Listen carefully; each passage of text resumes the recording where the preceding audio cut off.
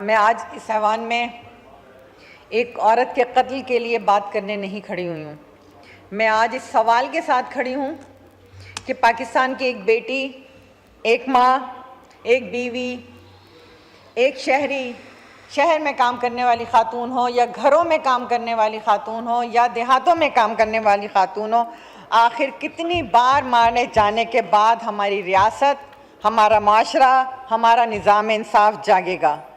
अभी हालिया दिनों में आपने देखा कि हिना जावेद, जो कि हमारे असम्बली में ही मीडिया से मुंसलिक थी, उनका जिस तरीके से घरेलू तशद्दुद के दौरान उनका कत्ल हुआ, वो और उसके साथ ही रात एक और अलमनाक खबर आई कि एक 5 साला बच्ची आयत नूर, जिसका हरिपुर में 15 दिन से गायब थी, उसको भी रेप करने के बाद उसे कत्ल कर दिया गया और उसकी लाश को उसको कुएं में फेंक दिया गया।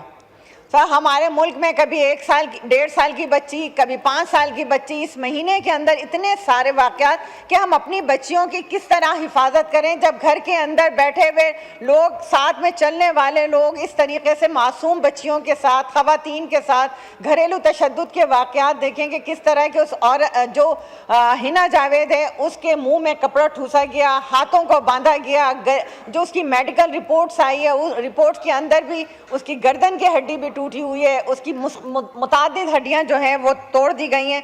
लेकिन उसके बाद भी आप ये देखें कि हम इस ऐवान के सामने सिर्फ मैं एक बात करना चाहती हूँ कि उसे हम जिस तरीके से तशद्दुद बनाया जा रहा है, जिस तरह इदारे बनाए जा रहे हैं, हम कानून साजियाँ भी कर रहे हैं सर, लेकिन उसके बावजूद जो इदारे बन रहे हैं, क्या उनकी कारकर्दगी सवालिया निशान नहीं है?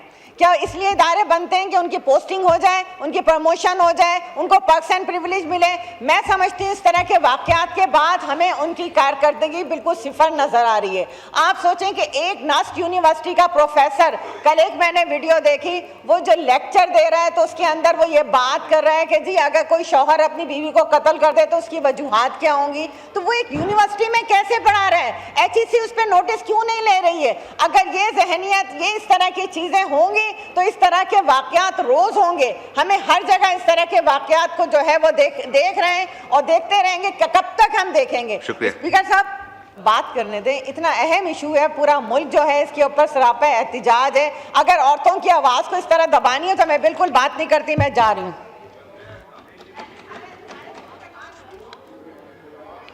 जी, डॉक्टर महेश मलानी साहब। थैंक यू डिप्टी स्पीकर साहब, आपने पॉइंट ऑफ आर्डर पे बात करने का मौका दिया है। मैंने तो माइक नहीं बंद किया मैंने माइक नहीं बंद किया। अगर वो नहीं बात करना चाहती तो वो ऑनरेबल मेंबर का अपनी सवाबदीद है। जी डॉक्टर साहब, एक में तशरीफ रखें, वो वाइंड अप करना चाह रहे। सर बिल्कुल, मैं तो सिर्फ एहतिजाजन आपसे कहा था, आपने फौरन जो है वो कह दिया। सर हम किसी इसकी बात नहीं कर रहे। इस्लाम में भी औरतों के लिए और इंसानी जान के लिए को हराम करार दिया गया है। वो कौन सा हक है ये मर्दों को देता है कि वो जो औरत को तशद्दुद का निशाना भी बनाए, औरत को गैरत के नाम पे भी कत्ल करे? ये कौन सा ख़ानदानी निज़ाम है जिस औरत का खामोश रहना इज्जत समझा जाए? और इसी तरह इस्लाम में गैरत के नाम पे भी कोई कत्ल नहीं है। रसूल सल्लम ने अपनी सुन्नत में बताया कि औरत या किसी खादिम को ना मारा जाए, बल्कि कुरान की आयत है कि औरत अगर कोई गलती का भी मुर्तकिब होती है तो उसको मारा ना जाए, उसको और हमारे यहाँ ये ना तो हमारा ये औरत पर तशद्दुद जो है, ना सकाफत है, ना गैरत है, ना दीन है, ये तो जुल्म है, ना कानून है। और आईने पाकिस्तान में भी ये लिखा हुआ है कि आईने पाकिस्तान का आर्टिकल 9 कहता है कि किसी शख्स को भी ज़िंदगी आज़ादी से कानून के मुताबिक गुजारनी चाहिए। आर्टिकल 14 इंसान की इज्जत और वक़ार के नाकाबिल पामाली करार देता है। लिहाजा जब किसी औरत को तशद्दुद का निशाना बनाया जाता है तो उसकी इज्जत जो है वो पामाल की जाती है। हमारे पास कानून भी है। पाकिस्तान ने इंसदादे असमत दरी, रेप लॉ, तफ्तीश मुकदमात का कानून 2021 में मंजूर किया। खुसूसी अदालतों में खुसूसी तकाज़ा के तरीक़े कार का भी जिनसी तशद्दुद में मौसर इंसाफ के लिए फराहम किया जाए। लेकिन सज़ा क्यों नहीं हो रही? मैं समझती हूँ कि इसको हमें एंटी टेररिज्म में लेके आना चाहिए ताकि उनको इबरत का निशान बनाया जाए जो इस तरह के बहीमाना जुल्म करते हैं, तशद्दुद करते हैं। ये मेरी आवाज़ नहीं, ये मेरा एहतिजाज है और मैं समझती हूँ कि हर एक खातून जो यहाँ बैठी हैं उनका ये है। और इसी तरह मेरा मुतालबा है कि हिना जावेद के मुकदमे की मुकम्मल, शफाफ, गैर जानिबदाराना तहकीकात की जाए। जिस तरह कल स्पीकर साहब ने नोटिस भी लिया, स्पीकर साहब की मैं मशकूर हूँ कि उन्होंने कल इस पे हमारे किरदार को भी सराहा और उन्होंने नोटिस लेते हुए असम्बली की कमेटीज़ को भी पाबंद किया, इंटीरियर कमेटीज़ को भी, लॉ मिनिस्टर को भी, ह्यूमन राइट्स मिनिस्टर को भी, कि वो इस पर किसी भी किस्म का कोई भी दबाव जो है बर्दाश्त ना किया जाए। अगर उनके फादर इन लॉ इन्वॉल्व हैं तो उन्हें भी अरेस्ट किया जाए और इसी तरीके से इसको तेज़ी के साथ उसको बढ़ाया जाए। आज हम उनके घर भी जा रहे हैं, हमने नोटिस भी लिया, आज हम उनकी फैमिली से भी मिलने जा रहे हैं। तो मैं ये समझती हूँ कि हमें ऐसा कौमी निज़ाम चाहिए जहाँ रेप जैसे वाक़यात, घरेलू तशद्दुद, गैरत के नाम पे कत्ल, खवातीन के कत्ल, हैरासमेंट जिसमें बच्चियाँ रुल रही हैं और इस तरह के जो जराइम हैं, आप अजर्मेंट मोशन ले आए, ये बहुत बड़ा अहम मसला है और इस पे पॉइंट ऑफ ऑर्डर पे इस तरह आपको मौका मिला है, अब वाइंड अप कर लें प्लीज। सर, हम ये चाहते हैं कि ये हमारी आवाज़ नहीं है, ये पाकिस्तान की औरत की आवाज़ है, हर घर की आवाज़ है। बिल्कुल इसको एडजमेंट मोशन लेकर आते हैं और हम इस पे बात भी करते हैं। कॉकस भी, स्पीकर साहब भी और तमाम इदारे जो हैं इस पे भरपूर ताउन कर रहे हैं। मैं एक दफ़ा फिर तहे दिल से मशकूर हूँ। डॉक्टर महेश मलानी साहब। जी, तारिक फजल चौधरी साहब, एक रेजोल्यूशन और एक मोशन है, काइंडली इसके बाद आपको।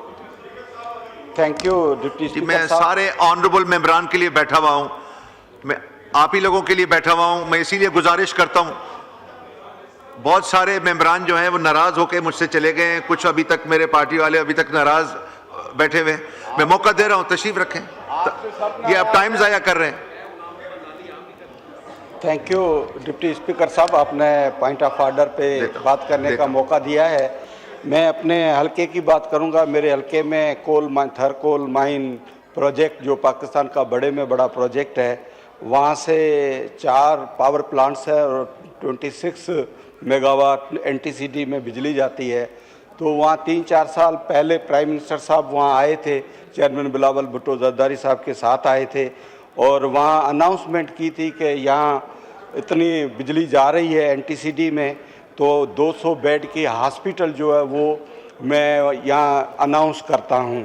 तो वो 4 साल पहले अनाउंसमेंट तो की थी, लेकिन अभी तक उसका कोई निशान नहीं है।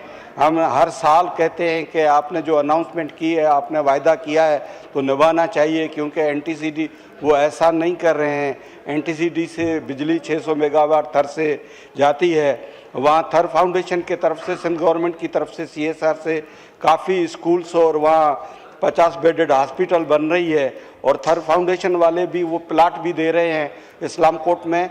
तो मैं प्राइम मिनिस्टर साहब से अपील करता हूं कि जो आपने अनाउंसमेंट की है तो वो आप निभाएं और वहाँ 200 बेड की हॉस्पिटल दें। वो थर फाउंडेशन के साथ ज़मीन भी है, उस हॉस्पिटल के साथ ये हॉस्पिटल बनेगी। वो सेंटर है, हमारे 4 तहसील है, नंगर पार्कर, छाछरो, मिट्टी और डिप्लो, उसका मिडिल पॉइंट है। तो ये आप इसी साल हमें ज़रूर 200 बेड की हॉस्पिटल, आप जो अनाउंसमेंट की है वो वायदा निभाएंगे। हम रिक्वेस्ट करते हैं कि आप ज़रूर हमें ये दें। थैंक यू डिप्टी स्पीकर साहब। शुक्रिया, ये मोशन कर लो, आपको देता हूँ मौका। जी, तारिक फजल चौधरी साहब। बहुत शुक्रिया honourable speaker sir. Sir, I wish to move under sub-rule 5 of the Rule 203 of the Rules of Procedure and Conduct of Business in the National Assembly 2007 that the time for the presentation of the reports of the Public Account Committee on the appropriation accounts of the Government of Pakistan for the financial years 2009-10 to 2023-24 and audit reports of the Auditor General of Pakistan relating to the accounts of the Federation for the audit reports of the year 2010 to 11 to 2024-25 has already referred to the Public Account Committee on different dates to be extended till the completion of the examination of the concerned audit reports by the PAC and its subcommittees. Shukriya. Now I put the motion to the House. The question is that the motion is moved be adopted. All those in favor of the motion may say aye. All those against may say no. I think the ayes have it and consequently the motion is adopted.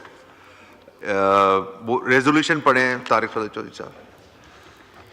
बहुत शुक्रिया honourable speaker साहब। बिस्मिल्लाहिर्रहमानिर्रहीम। Sir, I wish to move the following resolution.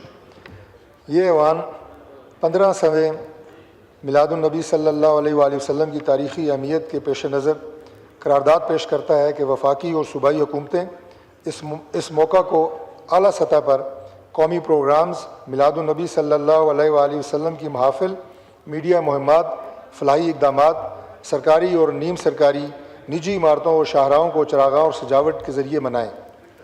तमाम सरकारी व निजी इदारे बशमूल तालीमी और कारोबारी इदारे, मीडिया हाउसेज़ भरपूर शिरकत करते हुए हज़रत मोहम्मद मुस्तफ़ा अहमद मुश्तबा ख़ातिमुन-नबीयीन सल्लल्लाहु अलैहि वसल्लम की तालीमात के मुताबिक अमन, रवादारी और अख़ुवत को फ़रोग़ दें। ये ऐवान रसूल करीम सल्लल्लाहु अलैहि वसल्लम ख़ातिमुन-नबीयीन की सुन्नत व सीरत के फ़रोग़ का अज़म करता है और पूरी कौम से अपील करता है कि इस बाबरकत मौके को नहायत अक़ीदत, एहतराम और इत्तेहाद के साथ मनाया जाए।